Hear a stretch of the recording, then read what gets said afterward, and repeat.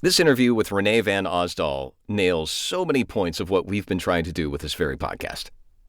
There's one specific example that comes to mind when it comes to audio description, where one specific audio description scene was just been thrown down the toilet because of one very recognizable, but 99% of the things were right, but this one thing was wrong. And the audio description team that worked on this, sadly, was thrown under the bus. It was just, how could you? And it was terrible.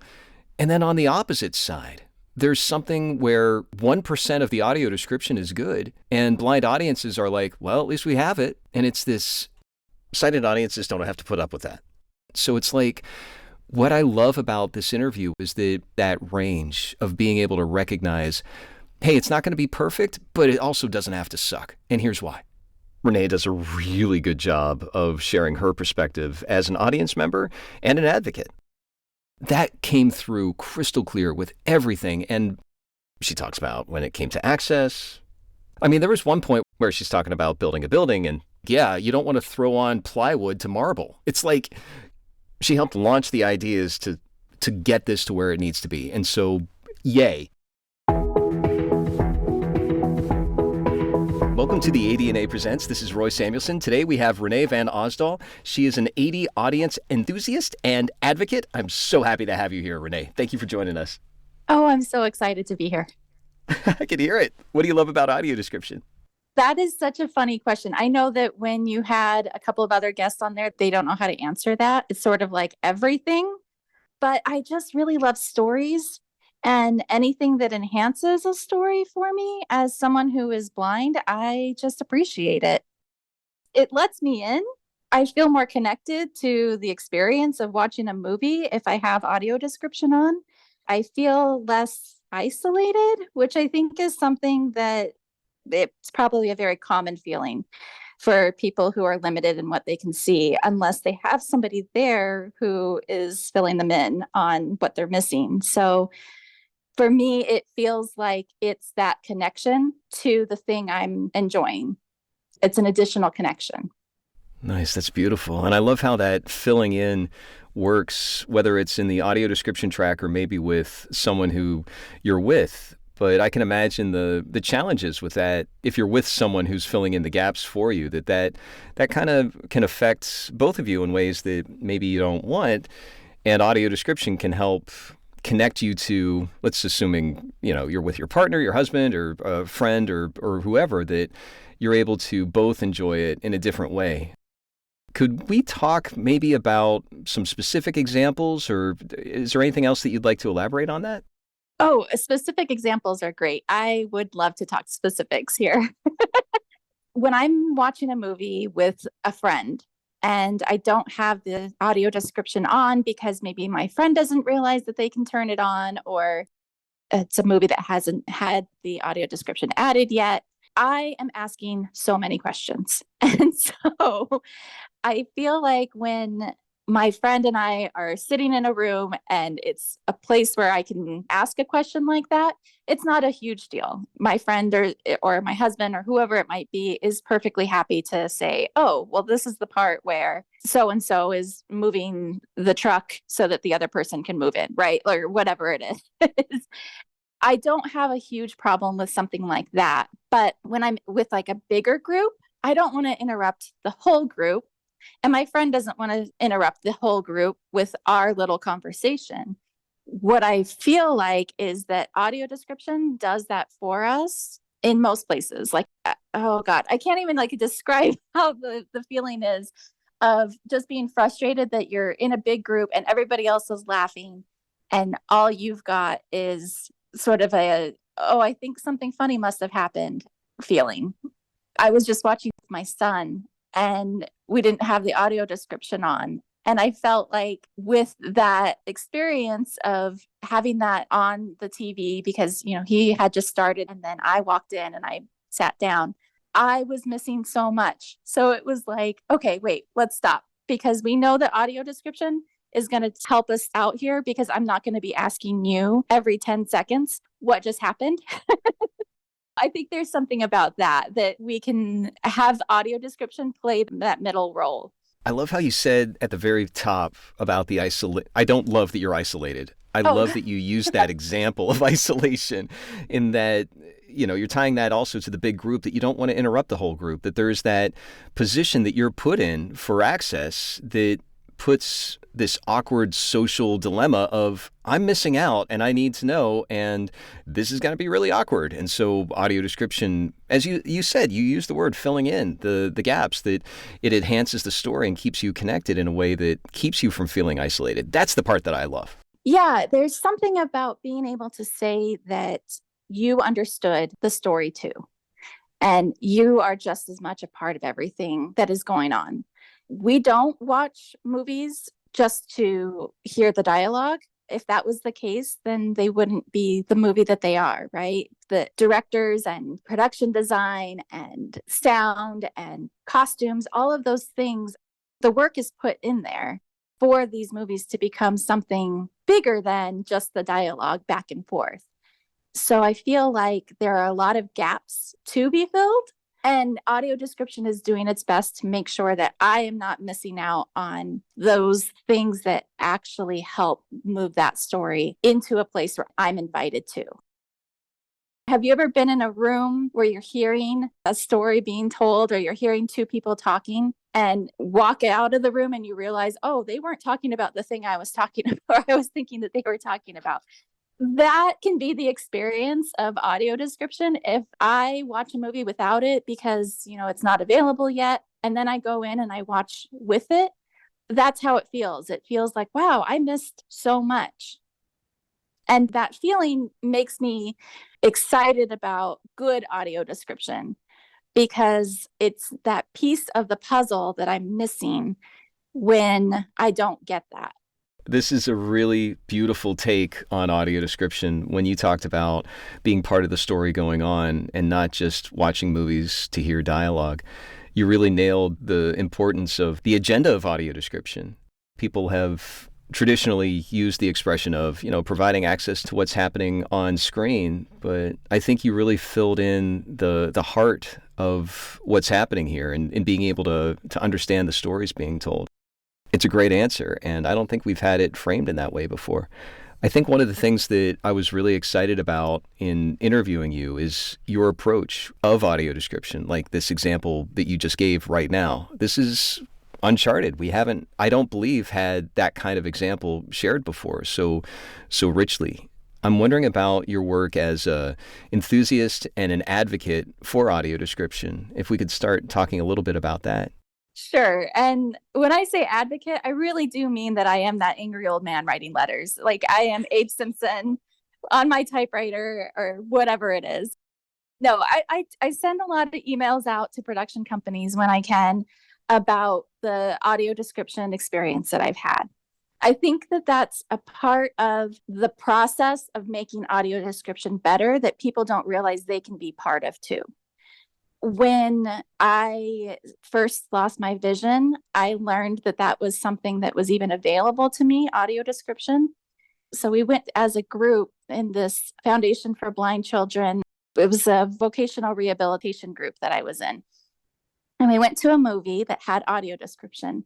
And after we got out of the movie, a half of the group was like, that wasn't great.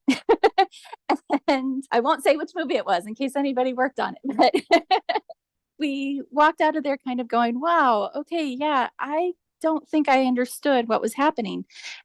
The majority of the people who felt that way were people who didn't have any residual vision. Those of us with some vision, like I have central vision still, we didn't feel as slighted.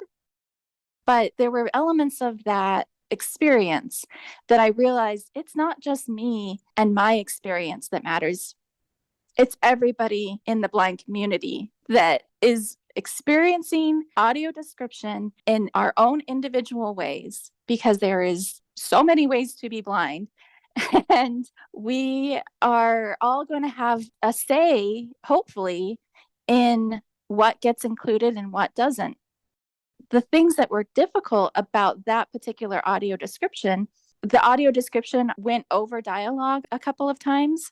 It included things like a train came into a station Of course, when a train comes into the station, it sounds like a train coming into a station.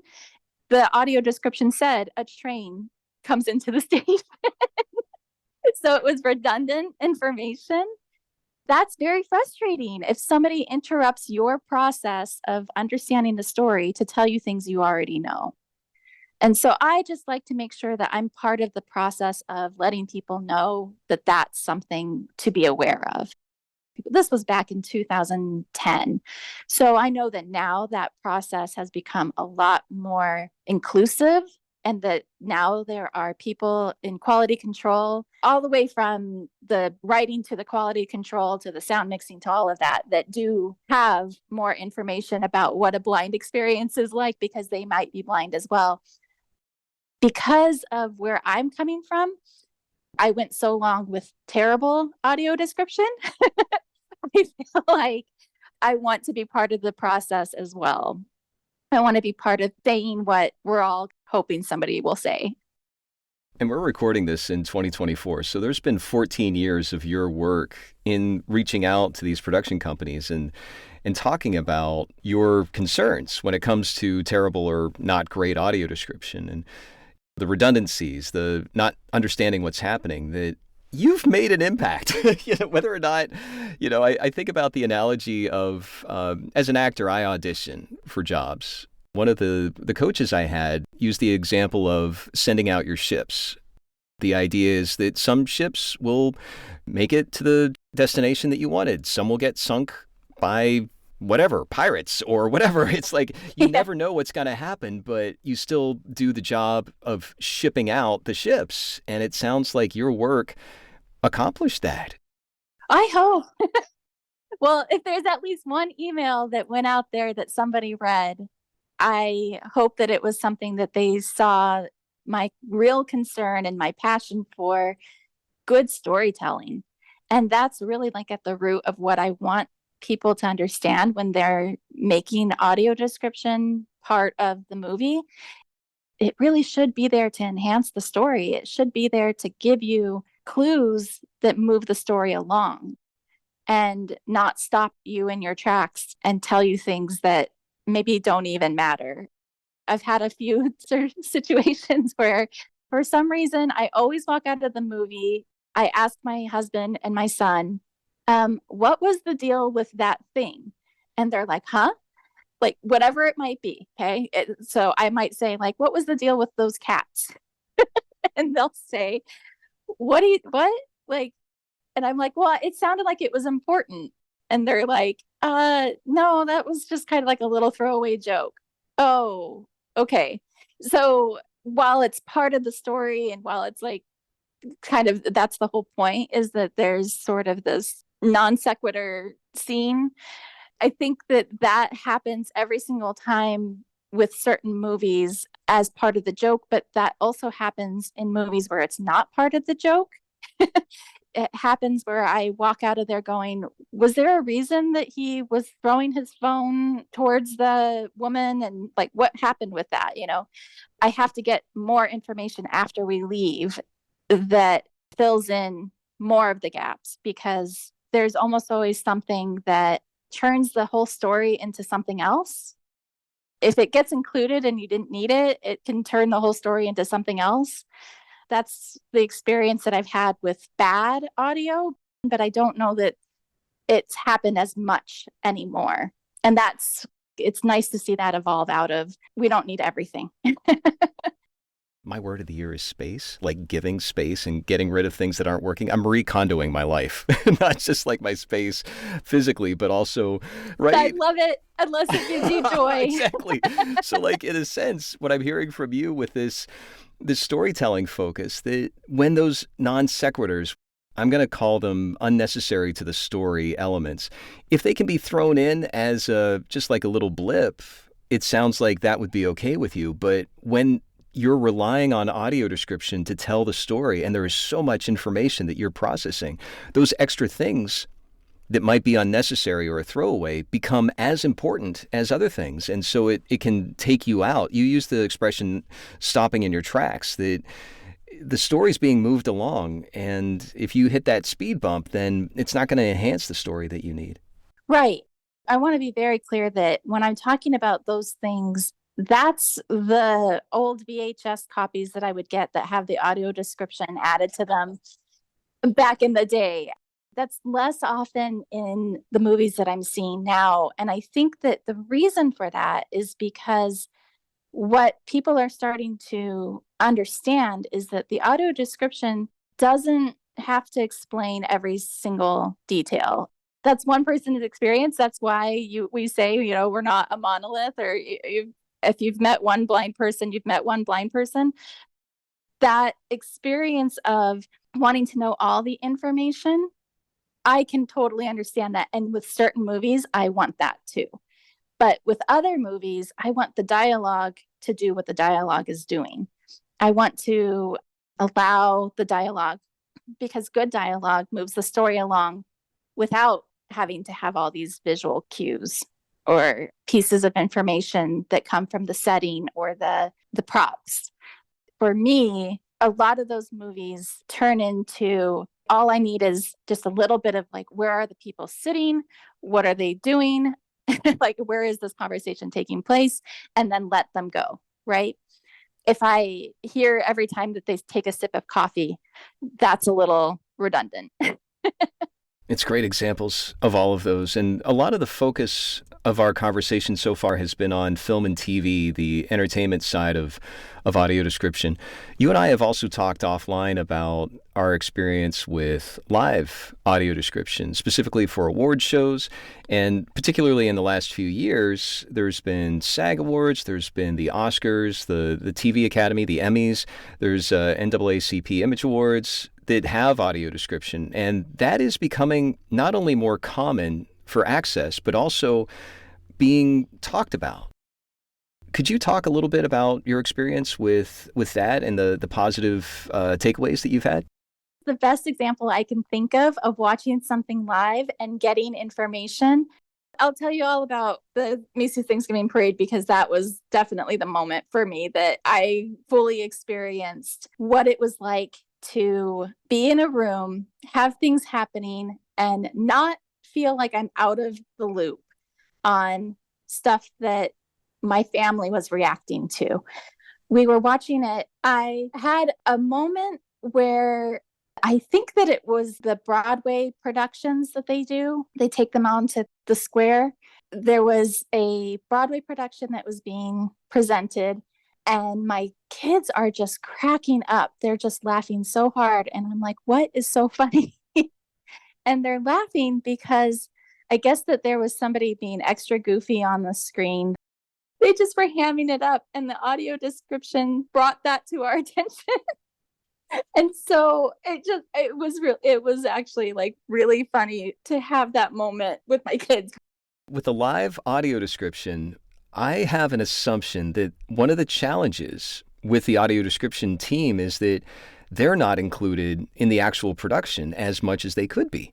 That there's opportunities for getting access ahead of time so that there's instead of just quote unquote winging it, like particularly Descriptive VideoWorks is really good about integrating themselves into the production so that they take the time to connect with the producers ahead of time and they make the requests. It's like any available information ahead of time is given not only to the company, but to the people who are announcing the audio description, so that those kinds of opportunities that pop up that are outside the norm, that are outside the scripted stuff, there's already a level of understanding and preparation of like an outline. It's like, we know that this happens, this happens, this happens. So there's a comfort there.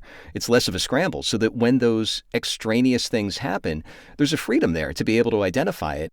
When we're talking about the live audio and how it makes me feel included, there are times when we are watching something and there is a delay. There is something that happens and my kids react to it, and then I'm sort of a little behind. And usually I'm actually ahead of the game. As you know, in audio description, if you're watching a movie, you're a little ahead. Sometimes the killer pops out behind the door and I hear about that before everybody else does. But with live, it doesn't happen that way as much. I can talk about the Oscars. We just had the Oscars described beautifully. I loved it. I enjoyed it so much. I watched the performance of Ryan Gosling doing the song from Barbie. He's singing I'm Just Ken.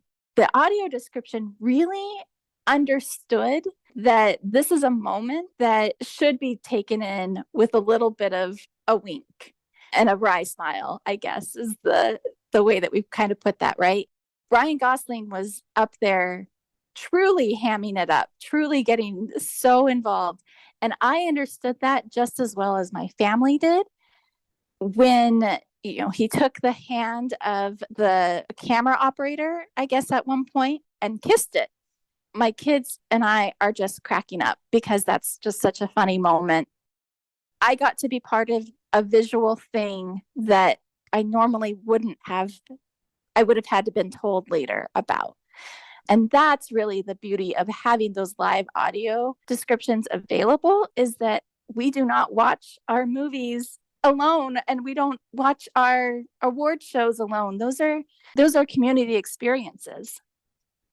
When I'm in a room with my family or my friends, I want to be a part of that too. The two things that really stand out for me about the Oscars audio description for I'm Just Ken is that you said the announcer gave a wink and a wry smile. That's something that is happening more often. A lot of our focus here on the Audio Description Network Alliance is to talk about those things that are outside just this happened visually and this happened visually, that there's almost a distanced, informational only, objective whatever.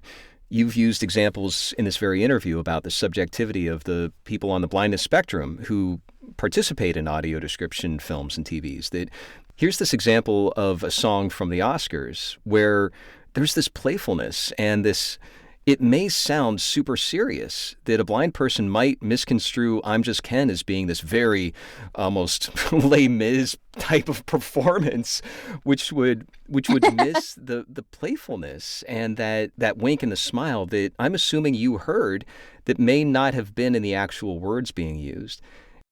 The second part, if I may, is that when you're talking about being part of that visual thing that normally you wouldn't have been able to experience, that camera hand kiss is something that was so unique and special, and it might not have anything to do with the actual I'm Just Ken storyline.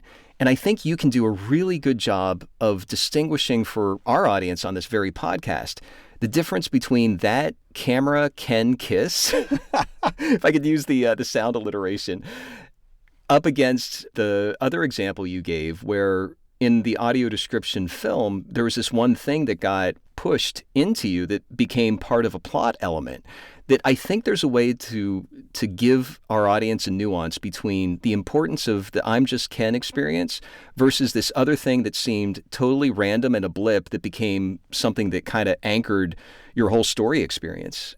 Yeah, I think I can. So it's not new that we get somebody from outside the story telling us things about the story. That's not new to have a narrator, right? We have movies like The Muppet Christmas Carol, where the narrator is the favorite part of the movie. We get instances where a narrator, like in The Wonder Years, tells us about the emotion of what is being experienced on the screen. Or Young Sheldon is another example, where you have this voiceover, this narrator who is bringing you through the story. I think it's good audio description feels like that in-story narrator giving you sort of these clues about all of the other things that you're experiencing, the dialogue, the diegetic sound, all of those other parts of it. You're getting more information from this person who is part of the story too, if it's done well. For example, if you've got somebody with a really good horror voice, when they're part of the story and they're telling you things and the writing is something that adds a little bit of suspense and you can create a mood with that narrator that doesn't break you away, then you have a deeper connection to what's going on. That narrator has an important job that people are in the right frame of mind so that they can stay with it and they can have what they need to decide how they feel about what's going on screen. There is nuance there. I'm eating this up so much. You went from Muppets to Wonder Years, so I am like all ears. What I wanted to say about that is that we have this opportunity, I think, with audio description to make it part of the experience and not something that is added on post that helps people with the accessibility. If you think about a building and making that building accessible, you put a ramp in, right? But a good architect is going to figure out how to put that ramp in so that it becomes part of the architecture and it becomes part of the experience of entering the building in a way that they want you to enter the building. They're inviting you in. It's not just, here's your ramp and hope you enjoy it, when everybody else gets this grand build up with the staircase that once you hit the staircase and you overlook into the windows that, whatever it might be. I think about architecture a lot because I do a lot of traveling. And I think about how sometimes we have to go around the back because that's where the accessible entrance is. And I know that we miss out on some things that way. So if we look at audio description as part of the structure of what it is that the story wants to be, we can make that experience just as impactful for a good portion of the audience who is in that space. Those of us with visual impairment, I mean, I know a couple of people who really like that experience of turning on audio description because it keeps them engaged in the story. I don't know if you know a lot of people, they turn on the closed captioning because it helps with their ADHD. I've been able to introduce that concept to people in the same way, that this is something that you can use so that if you get lost or you haven't been able to follow the story, here it is.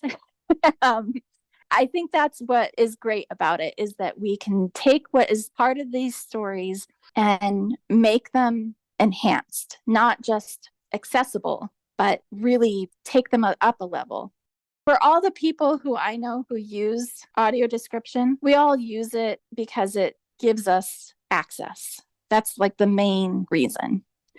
But I think that I would love to get to a place where we actually go beyond just the access, that it's normalized in a way where other people are excited to turn audio description on when we're watching a movie together, who have sight and they don't have visual limitations, but they want to turn it on because it makes the story even better. And I would love for directors and for producers to understand that it can do that, that they have the power to do that for a lot of people. And it doesn't have to be this thing that they are reluctant about because they don't want to spoon feed the story to people. You're not spoon feeding anything if you do it well. If you bring that narrator in who feels like part of the story, and if you bring writers in who feel like they understand the tone of the story, and if you bring mixers in who can match what it is that your sound sounds like, that's not the right way of saying that, but it's close enough. If you can do that where they are part of the whole process, even from the beginning, then I think that the director is going to actually be really pleased with this extra layer that they get to be part of in making sure that people have the ability to hear that story and gain something from it. I don't know. I really love watching movies. I think this is true for television just as much. I think that if we even take a downgrade from there and talk about reality television, we can talk about, I'm sorry, I'm not meaning to put classes, like, yeah, I'm not trying to classify anything as anything. But if we talk about even reality television, something that feels really easy to just turn on some text to speech and have AI create the narration for you, what you're missing is there might be a competition on screen that has that ability to get me even more engaged if I have somebody who I'm watching with. If we think about that audio description as somebody I'm watching with who is excited to tell me what is happening on that screen, they are telling you things that give you information that make you feel like, oh, I really am invested now. I'm invested because that guy fell over and that guy's falling on top of him. and this lady's coming up from behind. And, it's not just the outcome. We don't just watch reality television for the beginning and then the end and how it ended. We don't watch game shows for that reason. We don't watch competition shows. We don't watch any of that. We don't watch it for the end result. We watch it because throughout the entire thing, there are elements that lead to the story that is being told. Audio description gives us access to all of that middle part that matters. Renee, this has been such a great conversation. We've gone from talking about the stories and the enhancements, and from watching a TV show with a friend and why that matters with audio description, to production companies, to the parades, to the live shows. I'm still thrilled that you brought up Muppets and Wonder Years. So, and also the impact of including audio description from the beginning and how that can have such an impact. We've covered so much. What else would you love to share with our audience about audio description that we haven't covered yet? Me being on this podcast has been a really great opportunity to learn so much more because, before I came on, I wanted to know, okay, what is this podcast all about? And I'm learning about all these different communities, all these people who are involved. I am so grateful for all of the people who put time into audio description, any part of their week, any part of their day, invested in making things more accessible and inclusive. That just makes me so happy to know that we are not being forgotten. As members of the blind community, we are not being forgotten and we are not being quieted. We have a voice. And I am so grateful for that. I'm so grateful for the people like you who turn this into a whole thing, a whole other medium of its own to say, isn't this cool? These people are doing this. And yeah, we're learning how to talk about it, but we're learning how to talk about it in real time. And it's not something that we're afraid to talk about. We're going to talk about every single piece of it and give it the life that it deserves in production, in making things available and in entertainment. I'm so grateful for all of that. It's really cool. And it's really cool to be part of those communities as I see them online. Beautiful. Thank you for sharing that. And obviously, we'll be sure to pass that along to as many people as possible to... I'll write an angry letter, I promise. When you bring out the old man, Renee. No, it'll be a nice letter. I promise. I actually do that as well. If you're ever a recipient of one of my nice letters, they are even better and even longer. Positive reinforcement. That's right. I got to say, that reminds me of this book I read that was specifically from a dolphin trainer that says, you can't punish a dolphin, it'll swim away. There's something to that. Oh, that is so beautifully said. That's so perfect because it really does matter how we present this need. I think that we can be really positive with even our criticisms. We can say, hey, there are a lot of people who review audio description now, not just on YouTube, but on TikTok, on Facebook. They are giving their feedback. And when we can do it with, hey, we get that you tried. Good job for trying. But if you could just do this one thing, that would be great. It just comes across so much better than, I guess, a bunch of us going, well, what the heck were you thinking? I get really excited about the way that people are having these conversations when I see them online. Everybody's doing such a great job of giving their why. Yeah. And that's, I think, a really important part of growth is making sure that people understand the why. Renee, thank you so much for joining us and for sharing all the impacts that you've shared about your experience and also the efforts that you've put to bring audio description quality and excellence to the forefront of film and TV. Thank you so much.